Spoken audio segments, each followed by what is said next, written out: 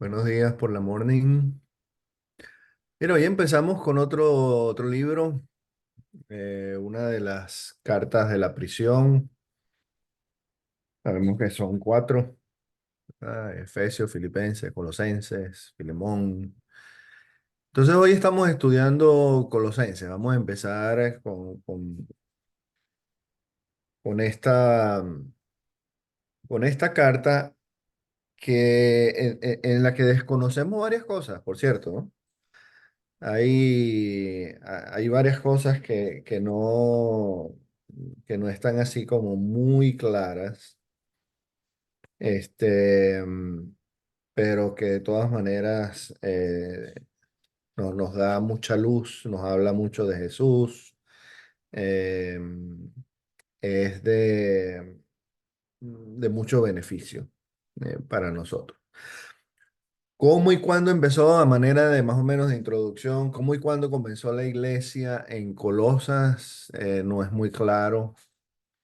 Eh, no fue Pablo quien la comienza. Parece que según el versículo 7, estamos en el capítulo 1, versículo 7, Epafras es el que le lleva el evangelio a los colosenses. Él es de allá, de esa parte. Entonces, él es el que le lleva el evangelio con colaboración de Pablo, lo más seguro. Lo que parece es que Pablo, cuando estaba en Éfeso, él está en esa zona y los hermanos salen a predicar la palabra, y ahí es cuando Epafras llega a Colosas. Pablo pasa 3 años en Éfeso, del 53 al 56. Y es probable entonces que esta carta se escribe entre el 59 y el 60. Entonces la iglesia es muy jovencita cuando se escribe la carta. Y un detalle que es muy particular es que hay un terremoto muy fuerte en esa zona y destruye Colosas. Toda la ciudad desaparece y por ende la iglesia. Entonces es una congregación que no dura mucho tiempo, no vive mucho tiempo. Y sin embargo todavía estamos leyendo de ellos después de 2000 años. Todavía estamos hablando de estos hermanos. Entonces, fíjense, algunas veces, no sé si les ha pasado a ustedes que conocen alguna iglesia, alguna congregación y de repente, oye, los hermanos de allá que no, ya no están. O no, esa iglesia ya se disolvió, lo que sea que pasó. Cuando yo estaba estudiando, antes de ir a San Cristóbal en el 92, de ahí de la universidad nos mandaban, nos pedían que fuéramos a predicar en pueblitos por ahí. Y muchas de esas iglesias eran puro viejito que habían, puro viejito pelo blanco. Entonces, ahorita eso ya hace 30 años, más. Lo más probable es que no están, ellos no están. Pero entonces el hecho de que la iglesia empiece, arranque en una zona, en una ciudad, en un pueblo, y después, por cualquier razón, se deshace, por decir, no quiere decir que no fue importante o que no, o fue en vano el trabajo. Tenemos la bendición nosotros aquí de, de tener una historia de más de 40 años en el Evangelio, iglesias con muchos años de historia. Pero entonces eso es más o menos lo que está pasando aquí en Colosas, ¿verdad? 8, 7 años, entonces duró su corta historia, por decir. Enfatiza la carta a Cristo. Pablo habla mucho de Jesús. Eh, el título con que se menciona más es el Señor Jesucristo, que aparece en el versículo 3. muy temprano en la carta, ya el apóstol pone a Jesús con este título. Jesucristo entonces ya como si es el nombre propio inclusive, ¿verdad?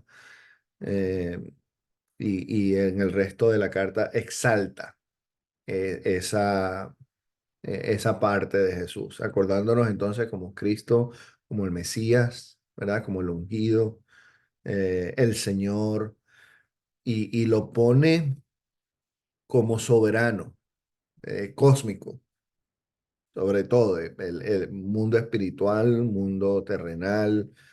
Jesús es lo máximo y lo exalta muchísimo Pablo en la carta. Entonces, él empieza en los versículos 1 hacia abajo con la introducción, como casi siempre se hace, y unas variaciones y un lenguaje que también es poquito distinto a las otras cartas de Pablo, ¿no?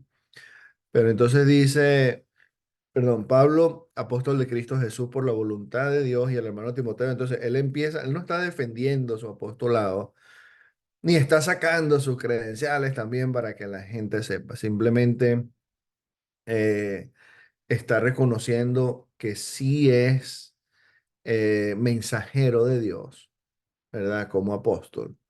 Acuérdense que el apóstol era el enviado, ¿ok?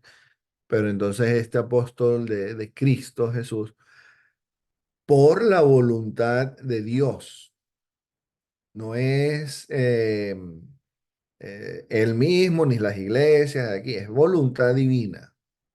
Y eso le da entonces autoridad, por supuesto. Entonces, así es como empieza, dice el versículo 2 a los fieles creyentes en Cristo que están en Colosas. Bueno, menciona a Timoteo, ¿verdad? Ahí en el versículo 1 también. Y el hermano Timoteo.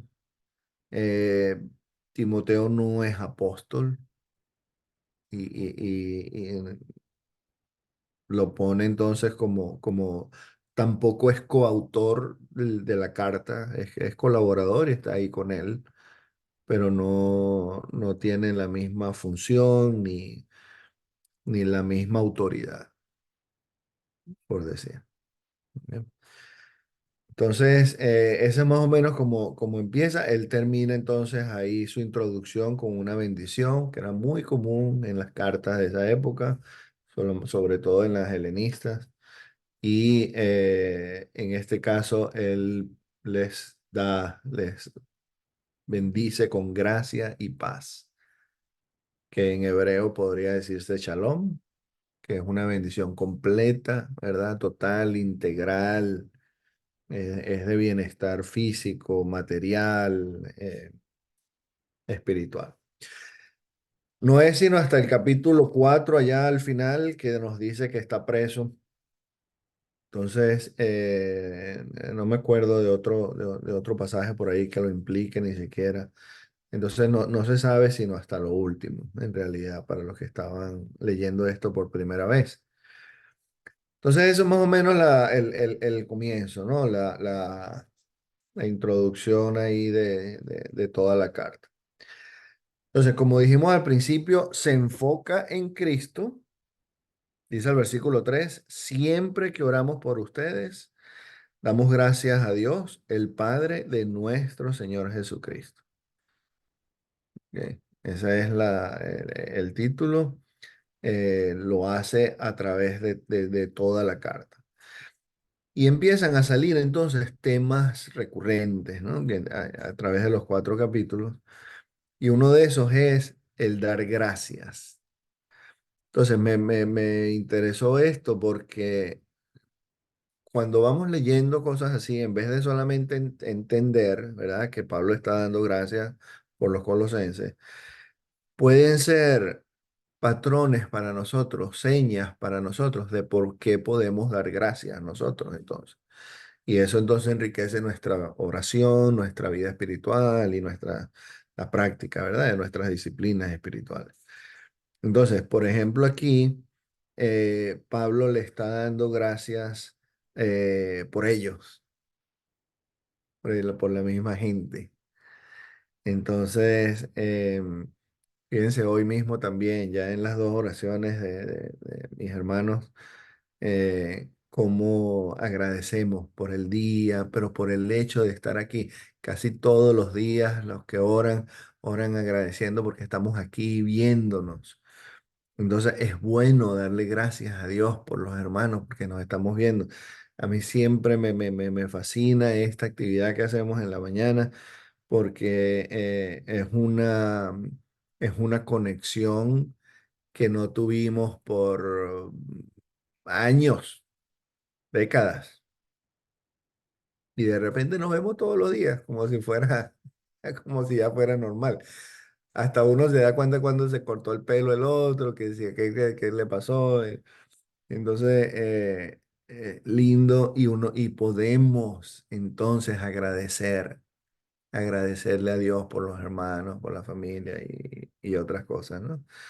Entonces así empieza él aquí. En la carta se presenta muchas veces como contrastes bien marcados, ¿ok?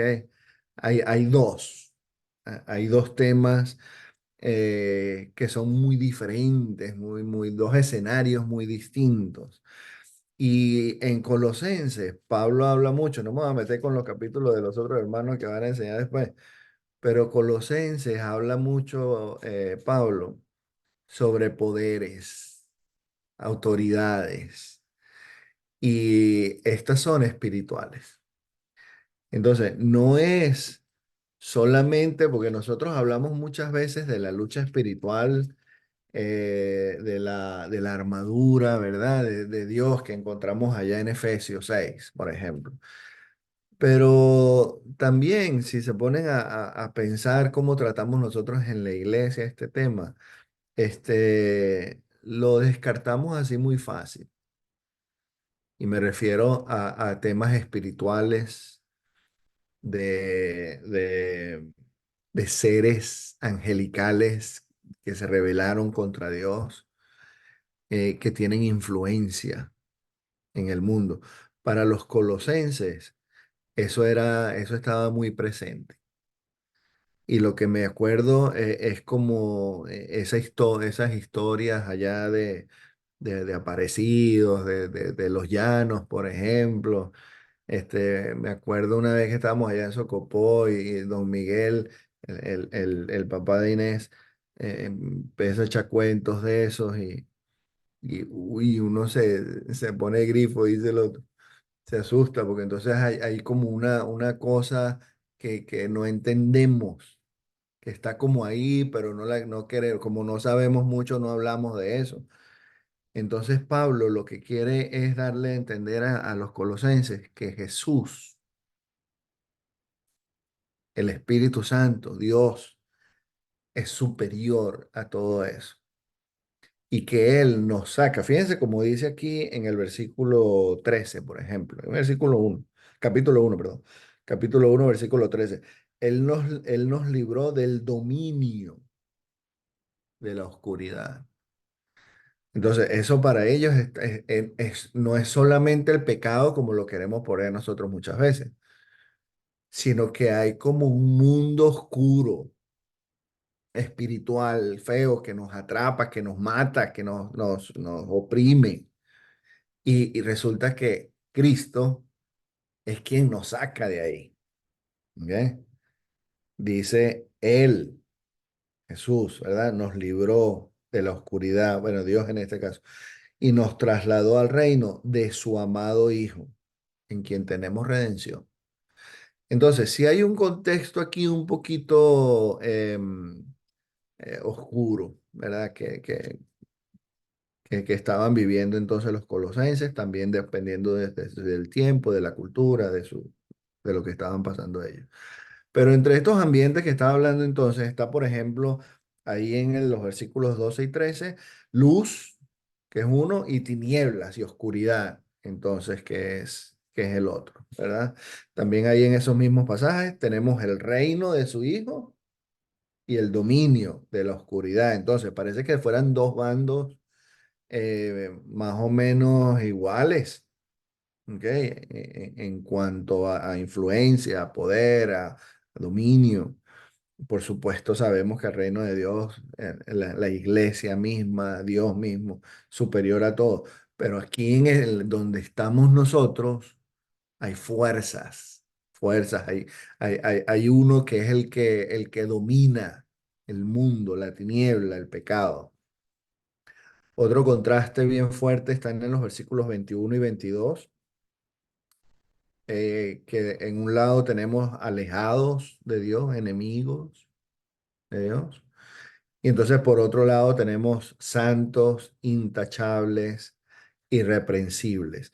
Dice el versículo 1: en otro tiempo ustedes por sus actitudes y malas acciones estaban alejados de Dios y eran sus enemigos. No solamente que están apartados para allá y no podían hablar, sino que son enemigos. Pero ahora Dios, a fin de presentarlos santos, intachables e irreprensibles delante de Él, los ha reconciliado en el cuerpo mortal de Cristo mediante su muerte. Entonces, esos son los contrastes que estamos viendo ahí. Los versículos del 15 al 20, en cuanto al capítulo 1 se refiere, son los que exaltan entonces a Jesús de forma linda, bella. Esto es un poema, esto es un himno. No aparecen nombres propios, no aparece Jesús, ni Cristo, ni solamente pronombres. Está Él. Todo el tiempo se habla de Jesús como Él. Sabemos que es Jesús porque es lo que dice el versículo 13. Todavía sigue hablando de su amado Hijo. Y empieza el versículo 15. Él es la imagen del Dios invisible, el primogénito de toda creación. Eso significa que es lo principal, lo más poderoso, lo más grande. Porque por medio de Él fueron creadas todas las cosas en el cielo y en la tierra, visibles e invisibles, sean tronos, poderes, principados o autoridades. Todo ha sido creado por medio de Él y para Él. Él es anterior a todas las cosas que por medio de Él forman un todo coherente. Eso lo que quiere decir es que Él es el que sustenta todavía la creación. No es solamente el creador, pero es el sustentador, el que mantiene. Él es la cabeza del cuerpo que es la iglesia. Él es el principio, el primogénito de entre los muertos, para ser en todo el primero, porque a Dios le agradó habitar en él con toda su plenitud y por medio de él reconciliar consigo todas las cosas, tanto las de la tierra como las del cielo, haciendo la paz mediante la sangre que derramó en la cruz. Eso es Jesús que lo pone por encima. Jesús es lo primero, Jesús es lo máximo, Jesús es Dios, el que creó, el que mantiene, el que reconcilia, el que salva, el que busca, el que intercede. Entonces Pablo está poniendo a Jesús, en toda la carta lo hace, como lo, lo, lo indispensable. Sin Jesús no tuviéramos nosotros ninguna esperanza de ningún tipo. Y aparte, que entonces lo iguala a Dios mismo. Él es la imagen del Dios invisible.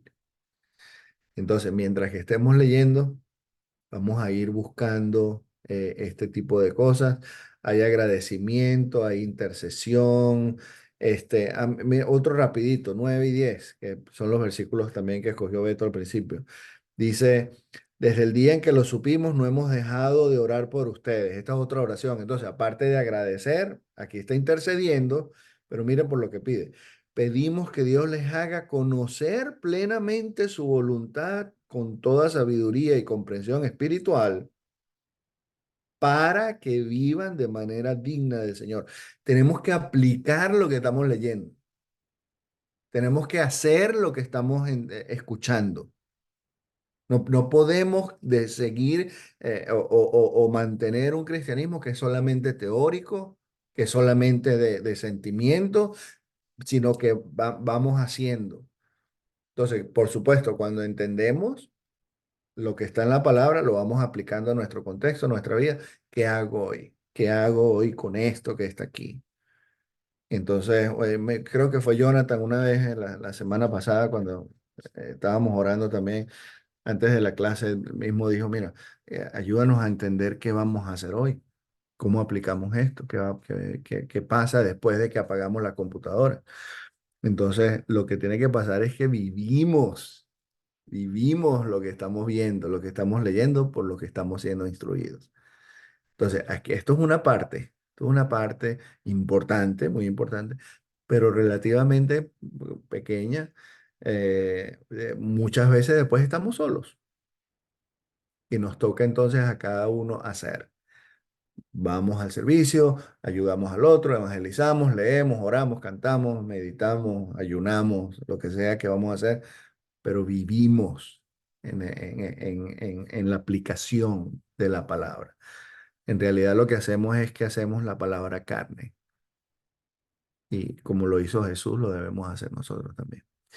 Vamos a orar. Padre, gracias, gracias por tus bendiciones y gracias otra vez por esta mañana, por nuestros hermanos, por este rato que pasamos viéndonos, hablando de nosotros, de ti, de la vida, de la salvación. Gracias porque eres bueno con nosotros, Padre. Gracias por darnos esta bendición y este privilegio. Te pedimos que nos mantengas siempre en tus caminos, que nos ayudes a exaltar a nuestro Señor Jesús, a imitarlo, a transformarnos a su imagen y a proclamar su nombre, Señor. Te pedimos que nos bendigas hoy, Padre, y que nos ayudes a hacer tu voluntad. Te damos las gracias a través de tu Hijo, nuestro Rey, nuestro Señor Jesús. Amén. Bendiciones, mis hermanos.